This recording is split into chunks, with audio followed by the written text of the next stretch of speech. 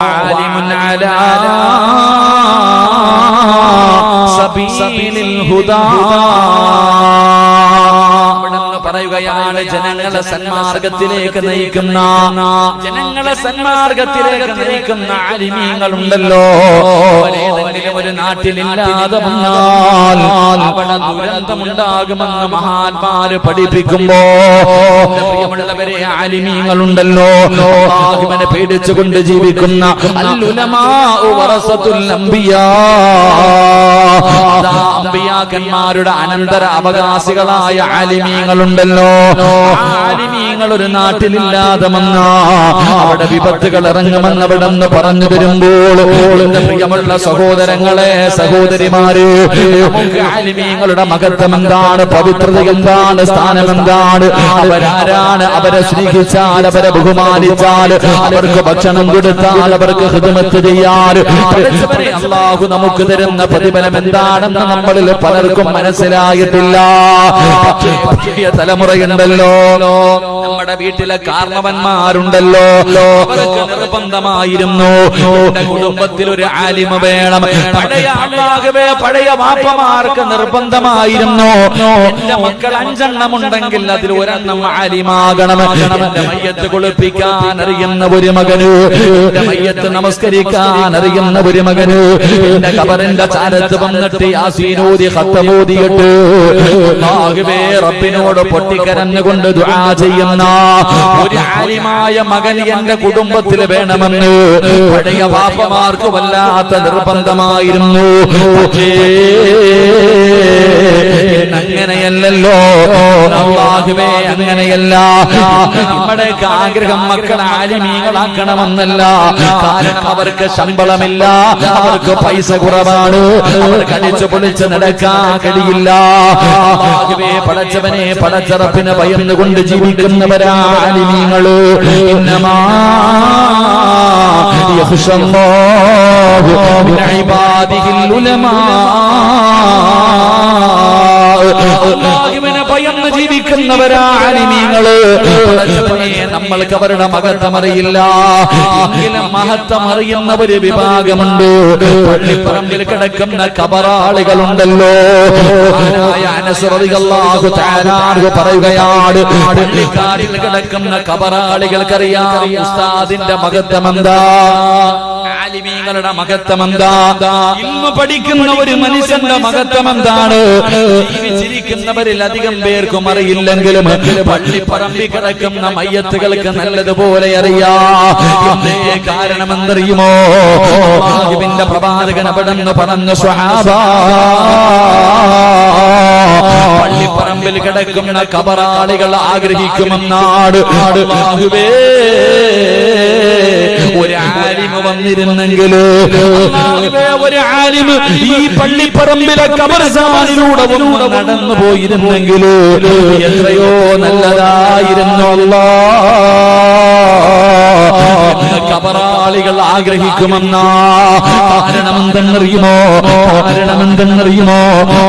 കബർസ്ഥാനിലൂടെ ഒരു ആലിമ നടന്നു പോയാൽ ആ മനുഷ്യൻ നടന്നു പോയതിന്റെ ബർക്കത്ത് കൊണ്ട് അല്ലാഹു കബറാളികൾക്ക് പുറത്തു കൊടുക്കുമെന്ന് നബി മുഹമ്മദ് മുസ്തഫ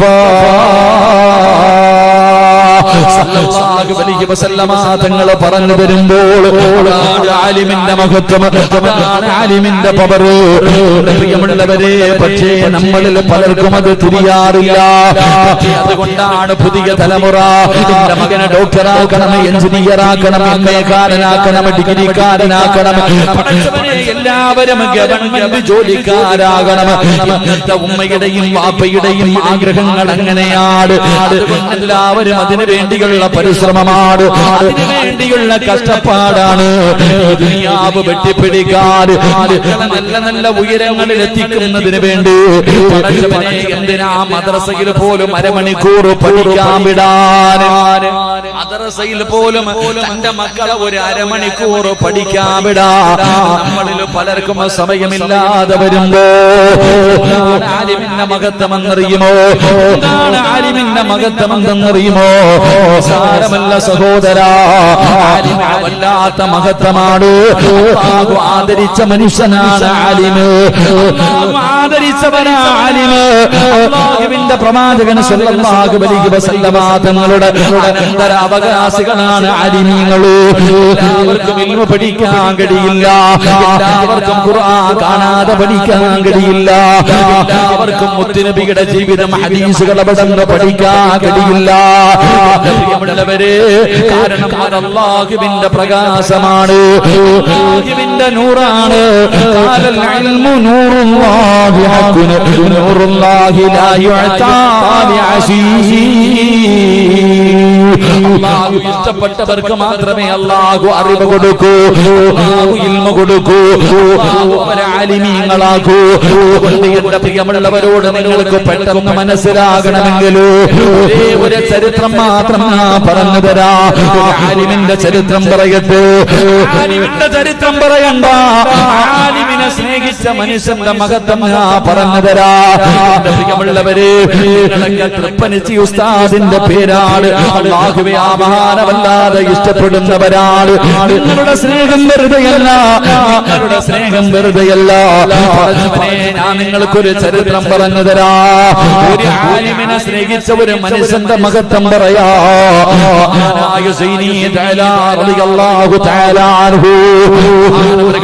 ഒരു ചരിത്രം പറയുകയാണ്. ഒരു ചരിത്രം ഞാൻ നിങ്ങൾക്ക് പറഞ്ഞു തരാ. ഉസ്താദന്മാരെ സ്നേഹിക്കുന്നവര്, ഉസ്താദന്മാരെ ഹൃദയത്തിൽ കൊണ്ടു നടക്കുന്നവര്, ഉസ്താദന്മാരെ ആദരിക്കുന്നവര്, അല്ലാഹു നിങ്ങൾക്ക് തരുന്ന പ്രതിഫലമെന്ന് ഞാൻ പറഞ്ഞു തരാ.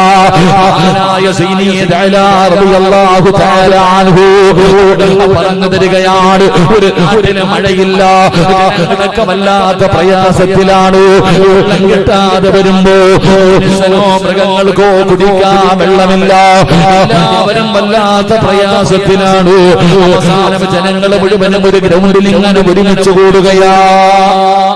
മഴയില്ലാതെ വന്നപ്പോ കുടിക്കാൻ വെള്ളമില്ല, ജനങ്ങൾ മുഴുവനും വല്ലാത്ത പ്രയാസത്തില. ആ സമയത്ത് നാട്ടുകാർ മുഴുവനും ഒരു ഗ്രൗണ്ടിൽ ഒരുമിച്ച് കൂടി. എന്തിന്? അല്ലാഹുവിനോട് ദുആ ചെയ്യാൻ.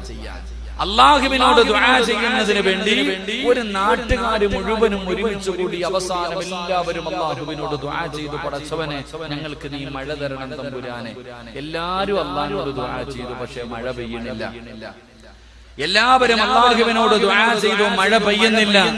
എല്ലാവരും വല്ലാത്ത വേദനയിലായി. പടച്ചവനെ, ഞങ്ങൾ എല്ലാവരും ഒരുമിച്ച് ദുആ ചെയ്തിട്ട് പോലും മഴ കിട്ടിയില്ലല്ലോ അല്ലാഹ്. എല്ലാവരും വലിയ പ്രയാസത്തില. അങ്ങനെ എല്ലാവരും വളരെ ദുഃഖത്തോടു കൂടി നിൽക്കുമ്പോ ഒരു പാവപ്പെട്ട ഒരു പ്രായമുള്ള മനുഷ്യൻ ഇങ്ങനെ നടന്നു വരിക. ഒരു പ്രായം ചെന്ന ആരുമൊന്നുമല്ല, ഒരു സാധുവായ ഒരു മനുഷ്യൻ. ആ മനുഷ്യൻ ഇങ്ങനെ നടന്നു വരുന്നു. അപ്പൊ ജനങ്ങളൊക്കെ ഇങ്ങനെ പ്രയാസത്തിൽ നിൽക്കുന്നത് കണ്ടപ്പോൾ ചോദിച്ചു, എന്താ നിങ്ങളുടെ പ്രശ്നം? എല്ലാരും വല്ലാത്ത ദുഃഖത്തിലാണല്ലോ, എന്റെ പ്രയാസം? അവിടുന്ന് പറഞ്ഞു, ഞങ്ങൾക്കും മഴയില്ല, ഞങ്ങൾ എല്ലാവരും മഴ കിട്ടുന്നതിന് വേണ്ടി അല്ലാഹുവിനോട് ദുആ ചെയ്തു, പക്ഷെ മഴ കിട്ടിയില്ല, അതിന്റെ പ്രയാസത്തിൽ നിൽക്കുകയാണ്. ഈ പ്രായം ചെന്ന മനുഷ്യൻ ചോദിച്ചു, ഞാനൊന്ന് ദുആ ചെയ്യട്ടെ?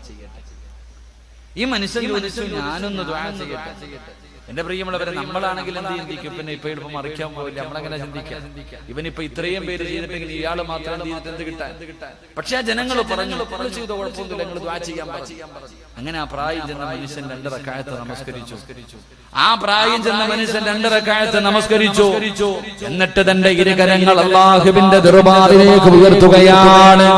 2 കൈയും അല്ലാഹുവിന്റെ ദർബാറിലേക്ക് ഉയർത്തിയിട്ട് അവിടുന്ന് ദുആ ചെയ്തു, അല്ലാഹുമ്മ ബിഹഖ് മാ ഫീ റഅസി. അല്ലാഹുവേ, എന്റെ കണ്ണുണ്ടല്ലോ, എന്റെ കണ്ണിന്റെ ബർക്കത്ത് കൊണ്ട് ഇവർക്ക് മഴ കൊടുക്കണേ അല്ലാഹ്. അവിടുന്ന് ദുആ ചെയ്തത് എങ്ങനെയാണ്? എന്റെ കണ്ണിന്റെ ബർക്കത്ത് കൊണ്ട് നീ ഇവർക്ക് മഴ കൊടുക്കണേ തമ്പുരാനെ. ആ മനുഷ്യനങ്ങ് ദുആ ചെയ്ത് കഴിയുമ്പോ സുബ്ഹാനല്ലാഹ്, ആ ആകാശത്ത് നിന്ന് മഴത്തുള്ളികൾ പെയ്തിറങ്ങുകയാണ്. ആകാശത്ത് നിന്ന് മഴത്തുള്ളികൾ പെയ്തിറങ്ങുകയാണ്. ജനങ്ങൾ മുഴുവനും അത്ഭുതപ്പെടുകയാണ്. ആരാണ് പടച്ചവര്? മനുഷ്യനാരാണ് തമ്പുരാന്? മനുഷ്യന്റെ കണ്ണിന്റെ ബർക്കത്ത് എന്താണ്? ജനങ്ങൾ മുഴുവനും അവിടെ നിന്ന് ഒരുമിച്ച് കൂടി പാവപ്പെട്ട മനുഷ്യനോട് ചോദിക്കുകയാ, എന്താണ് നിങ്ങളുടെ കണ്ണിന്റെ ബർക്കത്ത്?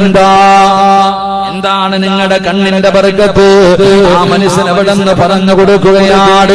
ആ മനുഷ്യൻ അവിടെ നിന്ന് പറയുകയാ, ആദാനി ഐനാനി റഅത അബാ യസീദ് അൽ ബിസ്താമി. എന്റെ കണ്ണിന്റെ ബർക്കത്ത് എന്തെന്നറിയുമോ? ഞാൻ ഈ കണ്ണ് റബ്ബിനോട് അല്ലാഹുവേ ഈ കണ്ണിന്റെ ബർക്കത്ത് കൊണ്ട് എനിക്ക് തരണേ എന്ന് ചോദിച്ചാൽ എന്തും ആ മനുഷ്യന് കൊടുക്കുമായിരുന്നു. അല്ലാഹുവേ ഈ കണ്ണിന്റെ ബർക്കത്ത് കൊണ്ട് അല്ലാഹ് നീ എനിക്കൊരു കാര്യം തരണേ എന്ന് ചോദിച്ചാൽ ആ മനുഷ്യൻ ചോദിക്കുന്ന കാര്യം അല്ലാഹു കൊടുക്കുമായിരുന്നു. ജനങ്ങൾ ചോദിച്ചു, നിങ്ങളുടെ കണ്ണിന്റെ ബർക്കത്ത് എന്താ? ആ മനുഷ്യൻ പറഞ്ഞു, ഈ കണ്ണേതെന്നറിയുമോ? ഈ കണ്ണാരെ കണ്ട കണ്ണെന്നറിയുമോ? അബൂ യസീദുൽ ബിസ്താമി എന്ന് പറയുന്ന താബിഈകളിൽപ്പെട്ട ലോകമറിയുന്ന ഒരു പണ്ഡിതനെ കണ്ട കണ്ണാട്, ഒരു ആലിമിനെ കണ്ട കണ്ണാട്, ഒരു ഉസ്താദിനെ കണ്ട കണ്ണാട്. അതുകൊണ്ട് ഞാൻ അല്ലാഹുവിനോട് എന്ത് ചോദിച്ചാൽ അല്ലാഹു എനിക്ക് തരുമെന്ന് പറയുമ്പോ ആലിമിനെ കണ്ട മനുഷ്യന്റെ മഹത്വം ഇതാണെങ്കിലോ, ആലിമിനെ കണ്ട മനുഷ്യന്റെ മഹത്വം ഇതാണെങ്കിലോ, പ്രിയപ്പെട്ടവരെ ആലിമിന്റെ മഹത്വം എന്താ? ആനായ തൃപ്പനച്ചി ഉസ്താദിനെ കണ്ട പലരുമുണ്ടല്ലോ. പ്രിയപ്പെട്ടവരെ നിങ്ങൾ ആരാടോ? അല്ലാഹു ഇഷ്ടപ്പെട്ടവരാടോ? ആലിമിനെ കണ്ട മനുഷ്യന്റെ മഹത്വം ഇതാണെങ്കിലോ ചിന്തിച്ചു നോക്ക്. ഒരു ആലിമിന്റെ പ്രാർത്ഥന, ഒരു ആലിമിന്റെ ദുആ, ഒരു ആലിമിന്റെ സ്ഥാനമെന്താ? മഹാനായ നബി മുഹമ്മദ് മുസ്തഫ സല്ലല്ലാഹു അലൈഹി വസല്ലമ തങ്ങൾ പറയുകയാ, ഒരു ആലിമിന്റെ ഒരേ ഒരു മഹത്വം ഞാൻ പറഞ്ഞു തരാ. നബി പറയുകയാണ്, സഹാബ 5 കാര്യങ്ങളിൽ നോക്കുന്നത് ഇബാദത്തിന്റെ കൂലി കിട്ടുന്ന കാര്യമാണ് സഹാബ. നബി എവിടെന്ന് പറയുകയാ, 5 കാര്യങ്ങളിൽ നോക്കുന്നത് ഇബാദത്താണ്. അവരുടെ കണ്ണിന്റെ കാഴ്ച കുറയൂല, അവരുടെ കാഴ്ച നഷ്ടപ്പെടൂല. എന്റെ പ്രിയമുള്ളവരെ, അബൂ ഹുറൈറ തങ്ങൾ പറയുകയാണ്, അല്ലാഹുവിന്റെ റസൂൽ എവിടെന്ന് പറഞ്ഞു വന്ന് ഇബാദത്തിന്റെ കൂലി കിട്ടുന്ന ഒന്നാമത്തെ കാര്യം എന്തെന്നറിയുമോ? സ്വർഗത്തിൽ നിന്ന് കൊണ്ടുവന്നു, സ്വർഗത്തിൽ നിന്ന് കൊണ്ടുവന്ന ഹജറുൽ അസ്വദ് എന്ന് പറയുന്ന കല്ലുകൊണ്ട് അലങ്കരിച്ച പടച്ചറപ്പിന്റെ പരിശുദ്ധമായ കഅബാലയമുണ്ടല്ലോ. ആ കറുത്ത കല്ലുകൾ കൊണ്ട് മൂടിയിരിക്കുന്ന ആ പരിശുദ്ധമായ കഅബാലയമുണ്ടല്ലോ. നിങ്ങളും ഹയ്യ അല സ്വലാ ഹയ്യ അലൽ ഫലാഹ് അല്ലാഹുവിന്റെ പള്ളികളുടെ മിനാരത്തിൽ നിന്ന് ബാങ്ക് വിളിച്ച പള്ളിക്കകത്തേക്ക് കടന്നു ചെന്നിട്ടു അല്ലാഹുവേ ഞാൻ ഖിബലയ്ക്ക് അഭിമുഖമായി നിന്ന് നിസ്കരിക്കുന്നു എന്ന് നിയ്യത്ത് ചെയ്തിട്ട് ഞാനും നിങ്ങളും നേരെ നിന്ന് നിസ്കരിക്കുന്ന കഅബയുണ്ടല്ലോ, ആ പരിശുദ്ധമായ കഅബാലയം ഏതെങ്കിലും ഒരു മനുഷ്യനെ കണ്ണുകൊണ്ട് നോക്കിക്കൊണ്ടിരുന്നാൽ നോക്കുന്ന സമയം എത്രയും ഇബാദത്തിന്റെ കൂലിയാണെന്ന് ആദരവായ പ്രവാചകൻ നബി മുഹമ്മദ് മുസ്തഫ സല്ലല്ലാഹു അലൈഹി വസല്ലം കഅബാലയത്തിൽ നോക്കിക്കൊണ്ടിരിക്കുക. ഒന്നും പറയണ്ട. അല്ലാഹുവിന്റെ പരിശുദ്ധമായ കഅബാലയത്തിലേക്ക് നോക്കിക്കൊണ്ടിരിക്കുന്ന അത്രയും സമയം ഇബാദത്തിന്റെ കൂലിയ. ആ മനുഷ്യന്റെ കണ്ണിന്റെ കാഴ്ച കുറയാറുമില്ല. അല്ലാഹു നമുക്ക് ഈമാൻ നൽകുമാറാകട്ടെ. അല്ലാഹു പോയി സിയാറത്ത് ചെയ്യാൻ ഭാഗ്യം നൽകുമാറാകട്ടെ. അല്ലാഹു മരിക്കുന്നതിന് മുമ്പ് ഹജ്ജും ഉംറയും സിയാറത്തും ചെയ്യാൻ അല്ലാഹു നമുക്ക് എല്ലാവർക്കും ഭാഗ്യം നൽകുമാറാകട്ടെ. ഒന്ന് പോകണം ഇടയ്ക്കൊക്കെ. ചുമ്മാ ഇങ്ങനെ നടന്നാ പോരാ, ചുമ്മാ അങ്ങോട്ടും ഇങ്ങോട്ടും ആയി നോക്കി നടന്നാ പോരാ. ഒന്ന് പോകണം, മക്കത്ത് പോകണം, കഅബാലയത്തിൽ പോകണം, ഹജറുൽ അസ്വദ് തൊടണം, ഹജറുൽ അസ്വദ് ചുംബിക്കണം, കഅബാലയത്തിന്റെ കില്ല പിടിക്കണം, മഖാം ഇബ്രാഹിമിന്റെ മുന്നിൽ പോയി നിസ്കരിക്കണം, ഹിജ്ർ ഇസ്മായിൽ അകത്ത് കയറണം, സ്വർണ്ണപ്പാത്തിയുടെ താഴെ നിന്ന് ദുആ ചെയ്യണം. ഇതൊക്കെ പോയി കാണാനും ചെയ്യാനുമുള്ളതാ. പൈസ ഇല്ല എന്ന് പറഞ്ഞിട്ട് പിന്നെ ആകട്ടെ എന്ന് പറഞ്ഞ് നീട്ടേണ്ട കാര്യമല്ല. അള്ളാഹു ഇഷ്ടപ്പെട്ടവർക്ക് മാത്രമേ അവിടെ ചെല്ലാൻ കഴിയൂ. അള്ളാഹു ഭാഗ്യം തരുമാറാകട്ടെ. ഹജ്ജും ഉംറയും സിയാറത്തും ചെയ്യാൻ അള്ളാഹു ഭാഗ്യം തരുമാറാകട്ടെ. പോകാൻ ആഗ്രഹമുണ്ടോ? എന്ന് കൈവക്കി. അതിനും ആഗ്രഹമില്ലാത്ത മനുഷ്യന്മാരുണ്ടോ? ഇവനൊക്കെ ഇനി എവിടെ പോകാൻ കിടക്കുന്നു? അള്ളാഹു ഹജ്ജിനും ഉംറയ്ക്ക് പോകാൻ പോലും മനസ്സില്ലാത്തവർ പോയിട്ടുണ്ടാകും. അതാ പോയിട്ടുണ്ടാകും. ഹജ്ജിന് പോയിട്ടുണ്ടാകും, അതുകൊണ്ടാ പൊക്കാത്തില്ല. അങ്ങനെ ചിന്തിക്കാം. നല്ലത് ചിന്തിക്കണമെന്നല്ലേ? അള്ളാഹു ഈമാൻ കൊടുക്കുമാറാകട്ടെ. എങ്കിലും ഹജ്ജിന് പോയാൽ പിന്നെ പോകണമെന്നല്ലേ ആഗ്രഹം? അല്ലേ? അള്ളാന്റെ കഅബ കണ്ട മനുഷ്യന് പിന്നെയും കാണാൻ പോകാനല്ലേ ആഗ്രഹം? ഉള്ളത് പറ. ആണോ? ഇതൊക്കെ ഏത് കൂട്ടത്തിലായിരിക്കും? അള്ളാഹു ഹിദായത്ത് നൽകി അനുഗ്രഹിക്കുമാറാകട്ടെ. എല്ലാവരും പോകണം. ചുമ്മാ ഇങ്ങനെ വാരിക്കൂട്ടി വെക്കാനുള്ളതല്ല. ആഫിയത്തും ആരോഗ്യമുള്ള സമയത്ത് വയസ്സാം കാലത്ത് കുമ്മായി ഏതെങ്കിലും വണ്ടി കയറ്റി വിടലല്ല. പാപ്പാനെ പ്രായം ചെന്ന പല മാതാപിതാക്കൾക്കും ഹജ്ജിനും ഉംറയ്ക്കും പോകാൻ പറ്റാത്തതിന്റെ കാരണം മക്കളുടെ തിരക്ക്. മാതാവിനും പിതാവിനും ഹജ്ജിന് പോകണമെന്ന് ആഗ്രഹമുണ്ട്, പൈസയുണ്ട്, പോകാത്ത എന്ത്? മക്കൾക്ക് സമയമില്ല കൊണ്ടുപോകാൻ. തന്നെ ഏതെങ്കിലും ഒരു ഗ്രൂപ്പിൽ കണ്ട ലഗേജ് വിടുന്ന പോലെ വിടാം. ഏതെങ്കിലും ഒരു ഗ്രൂപ്പ് ഉണ്ടെങ്കിൽ അറിയുന്ന ആരെങ്കിലും പോയാ ലഗേജ് കയറ്റിവിടുന്നത് പോലെ വാപ്പാനെ ഉമ്മാനെയും കയറ്റിവിടുക. ഇത് തന്നെ അവസ്ഥ. എന്തിനാടാ മോനെ? അല്ലാഹു ഈമാൻ നൽകുമാറാകട്ടെ. സമയമില്ല ഒന്ന് വാപ്പാനെ കൊണ്ട് മക്കത്ത് പോയിട്ട് ഉംറ ചെയ്യിപ്പിക്കാൻ, ഹജ്ജ് ചെയ്യിപ്പിക്കാൻ. ഇന്നത് മക്കൾക്ക് സമയമില്ല. അതുകൊണ്ട് നാളെ നിങ്ങളുടെ മക്കളും ചെയ്യണമെന്നൊന്നുമില്ല. ഈ യുവന്മാരുടെ ഒക്കെ ഭരണമാണ്. അള്ളാഹു അല ഇനിയിപ്പം കയറ്റി വിട്ടാൽ തന്നെ വലിയ പ്രശ്നം വരും. അത് ഇനി എപ്പോഴാ പറ്റുന്ന അറിയത്തില്ല. ഉള്ള നേരത്തെ പൊക്കോണം. അള്ളാഹു ഭാഗ്യം തരുമാറാകട്ടെ. സത്യല്ലേ? ഈ നിയമങ്ങളൊക്കെ ഇങ്ങനെ വരികയല്ലേ? നമ്മളൊക്കെ ഈ നാട്ടുകാരാണെന്ന് തെളിയിക്കണമെന്ന് പറഞ്ഞ് എന്ത് ചെയ്യാൻ? നിന്റെ വാപ്പാടെ വാപ്പ 1971 51 ഇവിടെ ഉണ്ടെന്ന് പറയും. തെളിയിക്ക്. എന്ത് രേഖ നിന്റെ കയ്യിലുള്ള? എന്ത് രേഖയുള്ള? ഒരു രേഖയില്ല മനുഷ്യ. കാരണം എന്ത്? നമുക്ക് എന്തിനാ രേഖ? പള്ളിക്കാട്ടി പോകാൻ വേണ്ടി കാത്തിരിക്കുന്നത് നമുക്ക് എന്ത് രേഖ? എടാ അസ്റായീൽ എപ്പോഴാ വരുന്നതെന്ന് പറഞ്ഞിട്ട് കാത്തിരിക്കുക. അപ്പോഴാ ഇനിയിപ്പോ നീ ഇവിടെ ജനിച്ച, നീ എവിടെ ജനിച്ചാൽ നമുക്കെന്താ? സ്വർഗമെന്ന് പറയുന്ന വീട്ടിലേക്ക് പോകാൻ പള്ളിയിൽ നിന്ന് കൊണ്ടുവരുന്ന മയ്യത്ത് കട്ടിലെന്ന് പറയുന്ന വാഹനവും കാത്തു നിൽക്കുന്നവരാ നമ്മള്. നമുക്കെന്നാ? വന്നാ പെട്ടെന്ന് നമുക്ക് പോകണം. അള്ളാഹു ഭാഗ്യം തരുമാറാകട്ടെ. പോണ്ടേ? എന്താ പോണ്ട? ഇല്ല, ഇവിടെ തന്നെ നിൽക്കണം. അസ്റായീൽ വന്ന് വിളിച്ചാ പോണോ? പോണ്ടാന്ന് പറഞ്ഞാൽ ചങ്ങാതി വിട്ടിട്ട് പോവോ?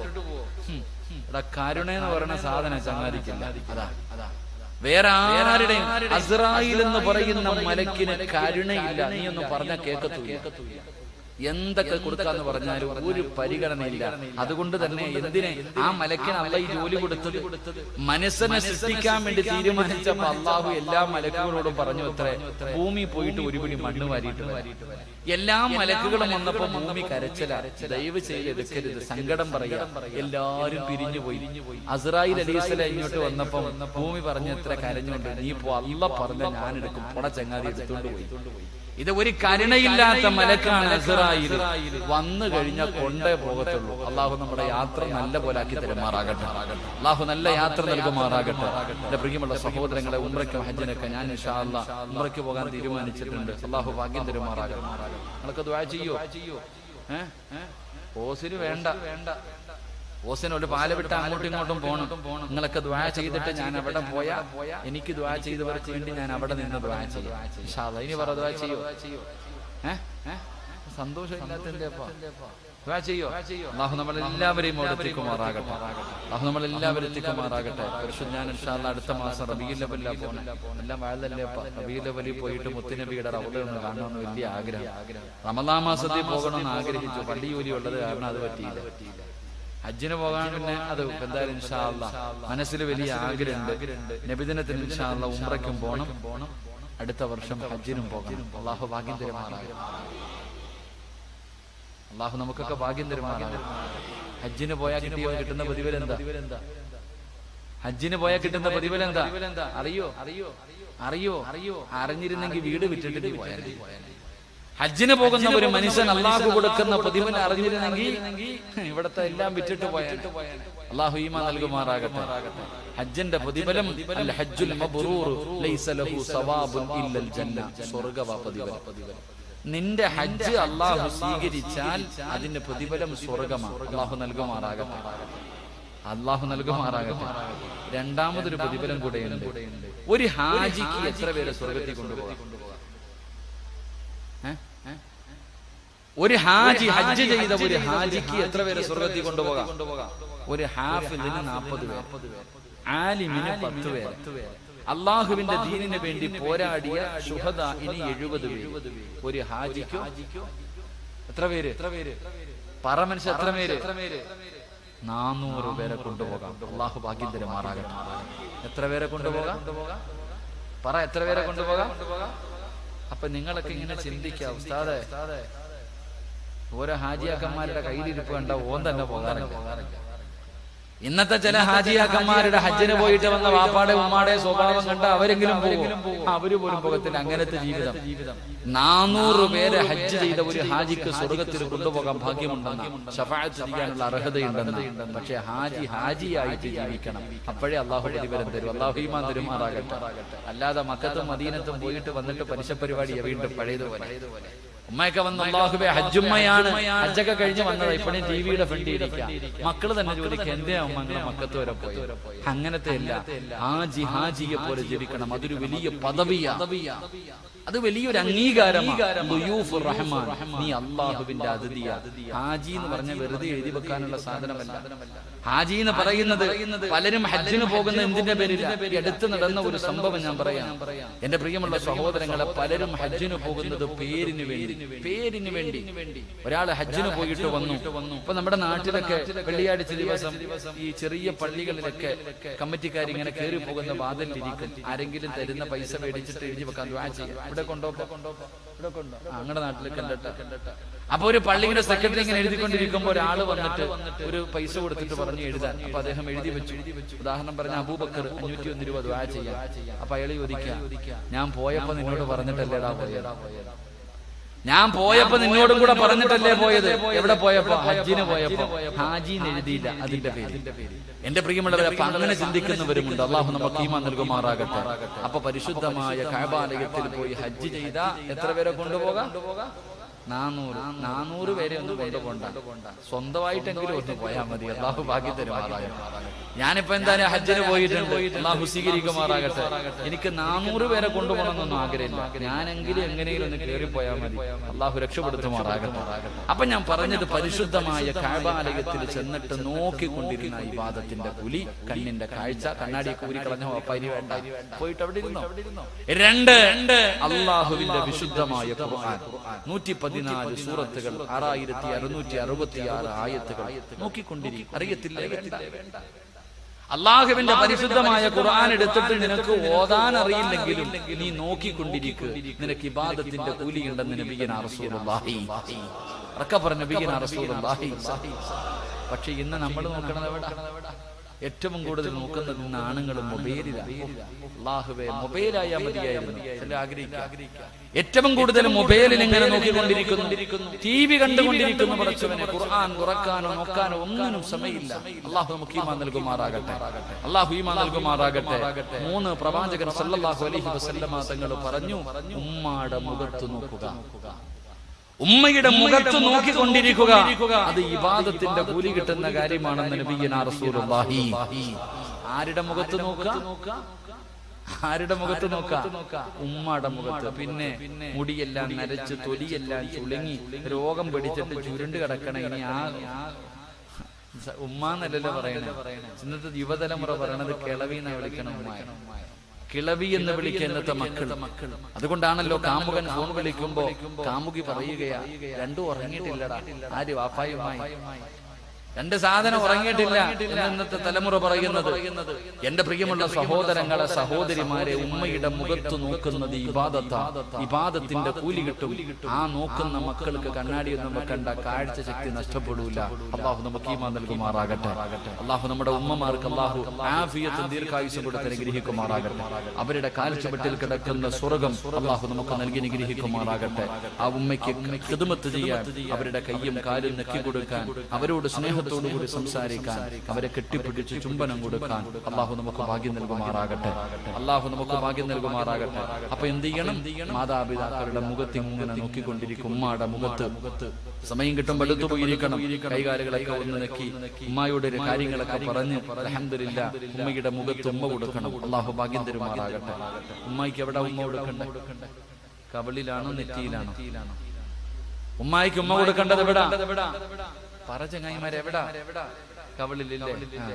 ഉമ്മായിക്ക് ഉമ്മ കൊടുക്കേണ്ടത് നെറ്റിത്തടത്തിൽ ഉമ്മ വെച്ചാ അതിന് വേറെ പ്രതിഫലം കിട്ടും. അള്ളാഹു ഈമാൻ തരുമാറാകട്ടെ. എവിടെ ഉമ്മ വെക്കണം? ഒന്ന് പറ, എവിടെ? ഈ ഫാനൊക്കെ ഒന്ന് ഓഫാക്കിക്കപ്പ. കൊടുങ്കാറ്റടിക്കണ പോലെയാണ് നടിക്കണതൊക്കെ. എന്താ ചങ്ങാതി ഓഫാക്കടാനിയ? പരലോകത്ത് നിൽക്കുന്ന രംഗം ഓർമ്മ വരണമെങ്കിൽ ഫാനൊക്കെ ഓഫാക്കും. ഇത്തിരി വിയർക്കുന്നത് നല്ലതാണ്. ഇത്തിരി സുഖവാസമാണെങ്കിൽ പോയി ഒക്കെ ഒന്ന് ഓഫാക്കി. അത് തീർന്നാൽ തന്നെ ഏകദേശം. എന്നിട്ട് ഇത്തിരി ഇതിലൊക്കെ ഈ സാധനത്തിൽ ഇത്തിരി ഡിലെ വെച്ചൊന്ന് ചെറുതായിട്ടൊന്ന് തട്ടി വിട്ടോ. ഓഫാക്കി ഫാനൊക്കെ. ഇത്തിരി ചൂടുകൊള്ളല്ലേ? മണി കാറ്റ് നിർത്തല്ലേ? എന്തൊരു പ്രയാസമുള്ളത് പോലെ. ഇതൊന്നും ഒരു ചൂടല്ല, വിയർക്കുന്നു ഉസ്താദല്ലേ, വിയർക്കുന്നു. ഇതൊന്നും ഒരു വിയർപ്പല്ല മനുഷ്യ, ഇതൊന്നും ഒരു വിയർപ്പല്ല. എന്റെ പൊന്നു മോനെ, വിയർപ്പിന്റെ അകത്ത് മുങ്ങി താഴും ഒരു ദിവസം വരാനും. കണ്ടിട്ടുണ്ടോ? വിയർപ്പിന്റെ അകത്ത് മുട്ടുവരെ, അരവരെ, നെഞ്ച് വരെ, കഴുത്ത് വരെ, തലമുകളിൽ വരെ വിയർപ്പിന്റെ അകത്ത് ജനങ്ങൾ മുങ്ങി നിൽക്കുന്ന ഒരു ദിവസം വരാനുണ്ടെന്ന് നബി മുഹമ്മദ് മുസ്തഫ. അതാ ചൂട്. വീട്ടിൽ ചോറും കറിയും വെക്കുമ്പോ തിളക്കില്ല. എങ്ങനെ അരി തിളയ്ക്കുന്നത് പോലെ തലച്ചോറ് തിളയ്ക്കും. അരി തിളയ്ക്കുന്നത് പോലെ അല്ലാഹുവേ ചൂടുള്ള നാളുണ്ട്, ഖിയാമന്നാളാ. ചുരുക്കി പറഞ്ഞാൽ എന്തു ഹാലാ ചൂടാ. വൻദോഷ വണ്ടിയുമായി വരുന്നേ കാളാ. ക്ഷീണത്തിനാലൊലിക്കുന്നതാണേ സുഹൃത്തുക്കളെ, തിളയ്ക്കുന്നതാണേ മൂള. അമലൊന്നുമില്ല തങ്ങു ചെന്നാൽ കോള. തലച്ചോറ് തിളച്ചിട്ട് മുഖത്തുകൂടെ ഒലിച്ചിറങ്ങുന്ന ഒരു ദിവസം നിനക്ക് വരാനുണ്ട്. അന്ന് വായിലൂടെ പതയും നൊരയും ഒലിക്കുന്ന ദിവസമുണ്ടല്ലോ. വസ്ത്രമിടാതെ ചെമ്പിന്റെ തറയിൽ നിന്ന് ഉരുകുന്ന ഒരു ദിവസം നിനക്ക് വരാനുണ്ട്. അല്ലാഹുവേ, ആ ദിവസത്തിന് നീ ഞങ്ങളോട് കരുണ കാണിക്കണേ അതുകൊണ്ട് എന്റെ പ്രിയപ്പെട്ടവരോട് പറയുകയാണ്, നിന്നെ 9.5 മാസക്കാലം ഗർഭം ചുമന്ന മരണവേദനയുടെ വേദനയിൽ നിന്ന് പ്രസവിച്ച നിന്റെ പ്രിയപ്പെട്ട മാതാവുണ്ടല്ലോ. പരാതിയില്ല, പരിഭവമില്ല. നീ വിശന്ന് കിടന്ന് പാലിന് വേണ്ടി കിടന്ന് കരയുമ്പോ, രോഗം പിടിച്ച് കിടന്നാലും പട്ടിണി കിടന്നാലും മൂടി വന്നിട്ട് നിനക്ക് പാല് തന്ന നിന്റെ പെറ്റുമ്മയുണ്ടല്ലോ. അമ്മാടെ നെറ്റിത്തടത്തിൽ ഉമ്മ കൊടുക്കൂ, അമ്മാടെ നെറ്റിത്തടത്തിൽ ഉമ്മ കൊടുക്കൂ. അല്ലാഹു നിനക്ക് തരുന്ന പ്രതിഫലം എന്തെന്നറിയുമോ? അതുകൊണ്ട് ഉമ്മാടെ മുഖത്ത് നോക്കിയിരിക്കലൂ ഇബാദത്തിന്റെ കൂലി കിട്ടുന്ന കാര്യമാണെന്ന് നബി മുഹമ്മദ് മുസ്തഫ സല്ലല്ലാഹു അലൈഹി വസല്ലമ തങ്ങളെ പറഞ്ഞു തരുമ്പോ, രണ്ടാമത്തെ കാര്യം എന്തെന്നറിയുമോ? സംസം വെള്ളം കുടിക്കുമ്പോ നോക്കണേ മുസ്ലിമേ, ഹജ്ജിനും ഉംറയ്ക്കും പോയിട്ട് വന്നവർ സംസം വെള്ളം കൊണ്ട് തരുമ്പോ വെറുതെ കുടിക്കാനുള്ളതല്ല. ആ വെള്ളത്തിലൊന്ന് നോക്കിയിട്ട് വേണം കുടിക്കാൻ. കാരണം നോക്കുന്നത് ഇബാദത്തിന്റെ കൂലി കിട്ടുന്ന കാര്യമാ. അഞ്ചാമത്തെ കാര്യം എന്തെന്നറിയുമോ? ആലിമീങ്ങളുണ്ടല്ലോ, ഉസ്താദന്മാരുണ്ടല്ലോ, അല്ലാഹു ആദരിച്ചവരുണ്ടല്ലോ. ആലിമീങ്ങളുടെ മുഖത്ത് നോക്കുന്നത് ഇബാദത്തിന്റെ കൂലി കിട്ടുന്ന കാര്യമാ. എന്റെ പ്രിയമുള്ളവര്, ആലിമിന്റെ മുഖത്ത് നോക്കുന്നത്, ഉസ്താദന്മാരുടെ മുഖത്ത് നോക്കുന്നത് ഇബാദത്തിന്റെ കൂലിക കാര്യമാണ്. അവരുടെ കണ്ണിന്റെ കാഴ്ച നഷ്ടപ്പെടൂല, അവരുടെ കണ്ണിന്റെ കാഴ്ച നഷ്ടപ്പെടൂല. ആലിമിന്റെ മഹത്വമാണ് പറയുന്നത്, ആലിമിന്റെ മഹത്വമാണ് പറയുന്നത്. അതുകൊണ്ട് എന്റെ പ്രിയമുള്ള മുസ്ലിമേന്റെ കുടുംബത്തിൽ ഒരു ആലിമ വേണ്ട, ഒരു ഹാഫിള് വേണ്ട, ഒരു ആലിമ വേണ്ട. അതുകൊണ്ട് മക്കളിൽ ഒരാളെയെങ്കിലും നിങ്ങൾ ആലിമാക്കാൻ നിയ്യത്ത് ചെയ്യൂ. അല്ലാഹുവേ, ഹാഫിളിന് 40 പേരെയാണ് അല്ലാഹുവിന്റെ പരിശുദ്ധമായ ഖുർആൻ 114 സൂറത്തുകൾ ഹൃദയത്തിൽ ചുമന്നുകൊണ്ട് നടക്കുന്ന അല്ലാഹുവിന്റെ ഖുർആൻ പഠിച്ച ഹാഫിളായ മക്കളുണ്ടല്ലോ. 40 പേരെയാണ് നാളെ പടച്ചറപ്പിന്റെ പരലോകത്ത് വെച്ച് ഇഷ്ടമുള്ള കുടുംബക്കാരാകട്ടെ നാട്ടുകാരാകട്ടെ ഇഷ്ടപ്പെട്ട 40 പേരുടെ കയ്യിൽ പിടിച്ചുകൊണ്ട് പടച്ചറപ്പിന്റെ അനുഗ്രഹങ്ങൾ കൊണ്ട് നിറച്ച സ്വർഗമുണ്ടല്ലോ. ആ സ്വർഗത്തിലേക്ക് കൊണ്ടുപോകാൻ അല്ലാഹു അവസരം കൊടുക്കുമെന്നാണ്. ആലിമീങ്ങളുണ്ടല്ലോ, 9ഉം 10ഉം വർഷക്കാല പടച്ചവനെ തന്റെ വികാരങ്ങൾ, തന്റെ മോഹങ്ങൾ, തന്റെ സ്വപ്നങ്ങൾ എല്ലാം മാറ്റിവെച്ചിട്ട് പള്ളിയിലാകട്ടെ കോളേജുകളിലാകട്ടെ എവിടെയെങ്കിലും പോയി കിടന്ന് കഷ്ടപ്പെട്ട് ഇൽമ പഠിച്ച ആലിമുണ്ടല്ലോ. മനുഷ്യന് നാളെ 10 പേരെ സ്വർഗ്ഗത്തിൽ കൊണ്ടുപോകാൻ ഭാഗ്യമുണ്ടെന്നാ എന്റെ പ്രിയമുള്ള സഹോദരാ, എന്റെ പ്രിയമുള്ളവര്, ലോകത്ത് ഈ ഭൂമിയിൽ നമ്മുടെ നാടുകളിൽ ദുരന്തമുണ്ടാകാറുള്ള ഒന്നാമത്തെ കാര്യം എന്തെന്നറിയുമോ? വഅലിമുൻ അലാ സബീലിൽ ഹുദാ, ജനങ്ങൾക്ക് സന്മാർഗം കാണിച്ചു കൊടുക്കുന്ന, ജനങ്ങളെ സന്മാർഗത്തിലേക്ക് നയിക്കുന്ന ആലിമീങ്ങളില്ലാതെ വന്നാൽ നാട്ടില് ഭൂകമ്പമല്ല, സുനാമിയല്ല, ഉരുൾപൊട്ടലല്ല, കൊടുങ്കാറ്റല്ല, ക്യാൻസർ അല്ല, ഏത് പ്രതിയല്ലാഹുവേ ഏത് പരിശ്രമം കടന്നു വരുമെന്ന് മഹാന്മാര് പറയുമ്പോ പ്രിയമുള്ള സഹോദര, ഇന്നത്തെ ആലിമീങ്ങളുണ്ടല്ലോ, എല്ലാവരെയും കുറ്റപ്പെടുത്തുന്നില്ല. ഒരുപാട് അല്ലാഹുവിനെ ഭയന്ന് ജീവിക്കുന്ന ഒരുപാട് ആലിമീങ്ങളുണ്ട്. ആലിമീങ്ങളുടെ മരണം ഈ ലോകത്തിന്റെ നാശമാണ്. ആലിമീങ്ങളുടെ മരണം ലോകാവസാനത്തിന്റെ അടയാളമാണ്. ഇബ്നു അബ്ബാസ് റളിയല്ലാഹു തആല പറയുന്നുണ്ട്, ആലിമീങ്ങളുടെ മരണം ലോകത്തിന്റെ നാശമാണെന്ന് ഇവിടുന്ന് പറയുമ്പോ പ്രിയമുള്ളവരെ, ഒരുപാട് ആലിമീങ്ങള് പെട്ടെന്നാണ് ഒരുപാട് പേരങ്ങ് പോയത്. അല്ലാഹു അവരുടെ ദറജ ഉയർത്തി കൊടുക്കുമാറാകട്ടെ. സദസ്സിലിരിക്കുന്ന എന്റെ പ്രിയപ്പെട്ട ഉസ്താദന്മാരോട് ആരെയും ഞാൻ അടച്ചാക്ഷേപിക്കുന്നില്ല. പക്ഷേ പല ഉസ്താദന്മാർക്കും ഉള്ളത് പറയാ പേടിയാ. മറന്നു പോകുന്നു, മറന്നു പോകുന്നു. അധികം എല്ലാവരെയും ഞാൻ ആക്ഷേപിക്കുന്നില്ല. ഉൾപ്പെടെയുള്ള സമൂഹമുണ്ടല്ലോ, എന്ന് ഉള്ള കാര്യം തുറന്നു പറയാ പേടിയാ. ഭൂമിയിൽ ദുരന്തമുണ്ടാകാനുള്ള കാരണങ്ങൾ പെട്ടതാണ് ജനങ്ങൾക്ക് സന്മാർഗം കാണിച്ചു കൊടുക്കുന്ന ആലിമീങ്ങൾ. ഇല്ല എന്ന് ഞാൻ പറയുന്നില്ല, ഉണ്ട്. അല്ലാഹു അവർക്കൊക്കെ ദീർഘായുസ്സ് കൊടുക്കുമാറാകട്ടെ. പക്ഷേ പലർ കുറച്ച് പഠിച്ച ഇൽമ മറക്കുകയാണ്. പറയാ ഉള്ളത് ഏത് വൃത്തികേടുകൾ നടന്നാലും പറയാൻ മടി. ഏതെങ്കിലും മോശമായ കാര്യങ്ങൾ, കള്ളുകുടിയെ കുറിച്ചോ വ്യഭിചാരത്തെ കുറിച്ചോ പലിശയെ കുറിച്ചോ പല കാര്യങ്ങളെ കുറിച്ചോ പറയാൻ ഉസ്താദന്മാർക്ക് പേടിയ. കാരണം പറഞ്ഞ പിന്നെ വീട്ടിൽ പോയിരിക്കേണ്ടി വരും. അല്ലാഹു ഈമാൻ തരുമാറാകട്ടെ.